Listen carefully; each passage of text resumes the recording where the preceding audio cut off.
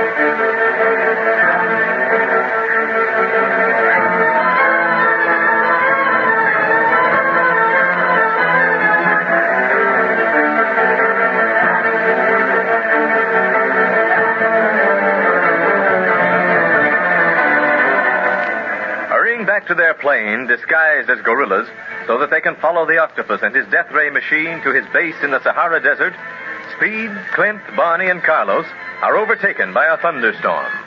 Seeking shelter, they come upon a dilapidated native hut. But as they are about to enter it, they hear terrible moans issuing from its interior. Armed with nothing but a knife, the secret police decide to go inside and see what is making the noise. We find them inside now, trying to see in the darkness, with only the occasional flashes of lightning for light.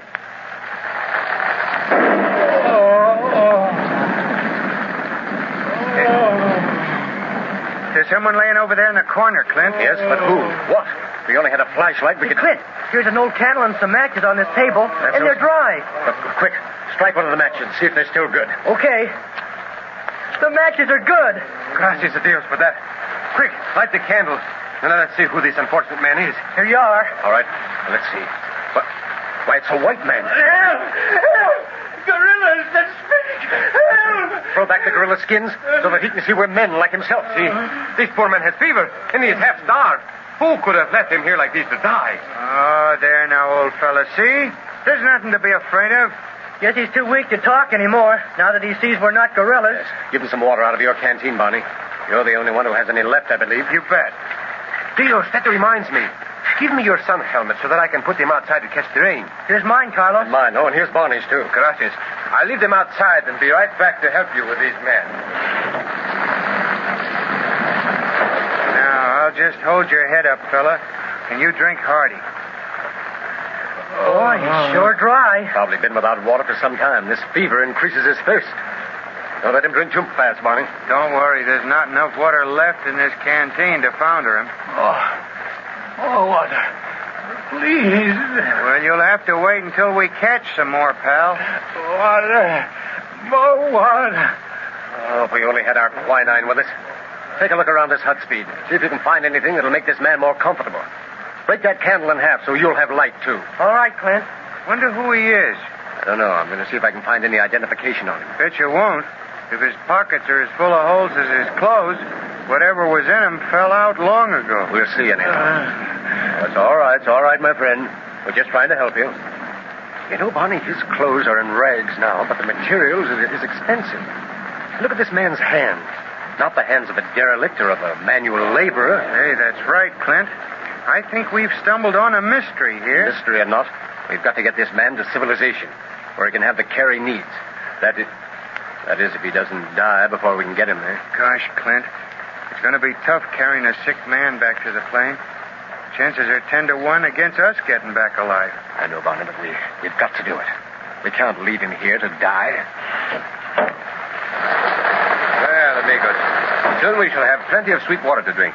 I found a big pan just outside, stuffed up the holes in it, and set that out to catch the rainwater, too. We shall have more than enough. Good, Carlos. Because this man is going to need all the water he can get. That's all we can give him right now. I can't find anything in this place, Clint. Some old tins, but they're empty. Boy, we're sure in a tough spot. I'm hungry as a bear. And it's getting doggone cold all of a sudden. See? If we are not careful, we shall all have the fever. Yeah, Speed, bring all the old tins you can find over here. And Barney, break up that old table and chair over there. What are you going to do? Build us a fire. At least we can be warm, if nothing else. By flattening the tins and placing them on the floor, we can build the fire right inside the hut. The smoke will go out that hole in the roof. Swell. That's the first good news I've had for a long time. I'll start breaking up the furniture. As soon as we get the fire built, we better shed these gorilla skins. I think we'll be a lot more comfortable. It's all right, mister. We're going to get a fire started. Clint, you won't be needing your knife for a little while, will you? No, Carlos. Why? I'll need it. I'm going out and look for some food. Oh, but it's night now. Have you a chance of finding anything? See, more of a chance than if I sat here doing nothing, Clint. But don't go too far, will you, Carlos? Else you might get lost. Don't worry, Speed. I will not get lost, I promise you. And now, adios. I will soon return with food. Hey, what did he say about food and where's he going? Out to look for some. But don't let that stop you. Get that wood ready so we can have a fire going as soon as possible.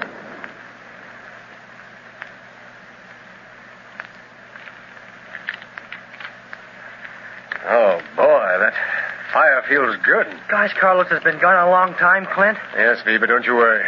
It isn't easy to find game without any weapon but a knife. He'll be lucky to bring back anything. Game?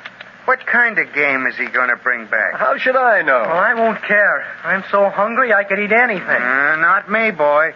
I'd rather take off this belt I'm wearing and boil it down for soup than eat monkey. And Carlos has been talking a lot about monkey meat lately. You'll be thankful for anything that Carlos brings back, Barney. If you have any sense. Well, I don't think you'll find any monkeys anyhow. The jungle's awful quiet after that storm. The rain probably drowned all the animals. Rained hard enough. Hey, how's our friend on the floor coming along? He seems to be sleeping, Barney. I hope so. Hey, look, Lucky's going to the door. That must be Carlos now. It's a gorilla. Don't worry, amigo. It is me. And what is more important, food. I have brought home the bacon, boys. What? Look, I have even cut it all up. It is ready to cook. Bacon, huh? What kind of bacon? How is the sick one, Clint? Quiet for the time being. Give me some of that meat, Carlos. I've heated some water in this one big tin. By adding the meat, we can make some broth for him. That'll give him some strength, I hope. See, a good idea. How do you want to fix the rest of the meat? I brought some green sticks along in case you wanted to barbecue it over the flames. Yes, that will be the quickest way to cook it, I guess. Here, let's have them. Boy, that meat you dropped into the hot water's beginning to smell good already, Clint. I hope it tastes as good, Speed. Now, here's a stick with your meat on it. You'll have to cook it, though. Swell. This is going to be fun. What kind of meat is this, as I said before? And look, Lucky, I brought the bones back for you. Do you want them? I thought so. Here you are, amigo. That will keep him out of the way for a while. Gosh, listen to that meat cooking. Makes my mouth water. Oh, I almost forgot. Here are some bananas I found on the way. There are only 2, but we can divide them. Oh, that's good. We can eat those while we cook the meat. Here's a stick, Barney. Put some meat on it if you want to eat. Of course I want to eat. But I'd like to know what I'm eating. Look, here is an old cup. It is cracked, but I think it will hold the broth for our friend there. Oh, that's fine, Carlos. I was wondering how we could feed it to him. The tin it's cooking in is pretty hot. Broth looks like it's ready, Clint. Yeah, here, hold my stick, Speed, while I transfer it into the cup and feed him some of it. Okay. There we are. Now then, let's see if he'll drink it. Water. All right, now here. You drink this.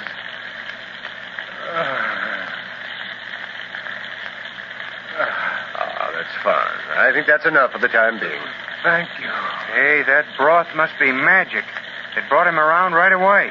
See, it came from good meat, Barney. Maybe he can answer some questions now, Clint. Tell us who he is. Yes, I am John Buchanan. What? Buchanan? The missing investor. Gosh, Mrs. Buchanan will sure be glad to hear we found her husband. My wife. Is she safe? Yes, Mr. Buchanan. Safe and well in Leopoldville. Who are you? We're members of the International Secret Police. We've been looking for you ever since coming to Africa, but had almost given up hope until we stumbled on you here in this forsaken spot. Thank heaven you came in time. You are... Clint Barlow, sir. Then I I know I'll live to see the Octopus brought to justice. You will succeed where I fail. I hope so, sir. But now, you better not say any more. We've got to get you back to Leopoldville, where you can receive the proper medical care and see your wife once more. Yes, and when I'm strong once more, believe me, I'll do everything humanly possible to aid you. You'll be a valuable witness against the Octopus, Mr. Buchanan.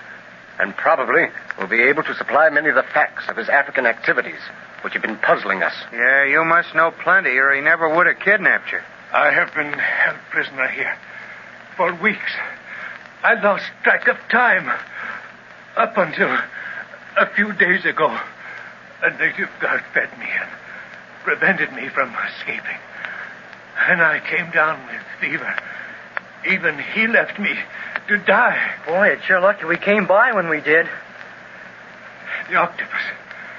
Where is he now? On the Sahara Desert, we believe. At the Atlantean Expedition Base. The meat is ready, Clint. Well, I can certainly use it. Now, you just rest, Mr. Buchanan, while we eat. Try and get some more sleep, because, you see, we leave here at dawn. Very well. Thank you. All of you. It's all I can say right now, but it's from my heart. Well, that's all right. Now, just rest and know that you're safe at last. Yes. Safe. Safe at last. Friends. Poor guy. Look at him. Sound asleep. Yes, he's exhausted. Takes some time to recover from his horrible experience. Taste the meat, Clint. It's swell. It must be good for you, too. Look how I brought Mr. Buchanan around. The best meat I ever tasted. You like it, Barney? I'll say I do. I thought you would like monkey meat when you finally became hungry enough. Yeah, it's swell. It's got... monkey meat? Oh, come on, Barney. Quit clowning and eat it. Now, listen. We've got to get to the plane tomorrow, or I don't think we'll have much chance of ever reaching it.